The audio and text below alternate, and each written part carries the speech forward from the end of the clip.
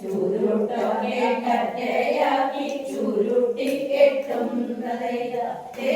തേരെ കൊയ്ത നെല്ലും ചുരുട്ടാക്കി കെട്ടും പിന്നെ ചുരുട്ടൊക്കെ കറ്റയാക്കി ചുരുട്ടി കെട്ടുന്നതേതാ നാട്ടിൻ പുറങ്ങളിലുള്ള കുട്ടികൾക്കു നല്ലോരോണം വിട്ടാൽ പിന്നെ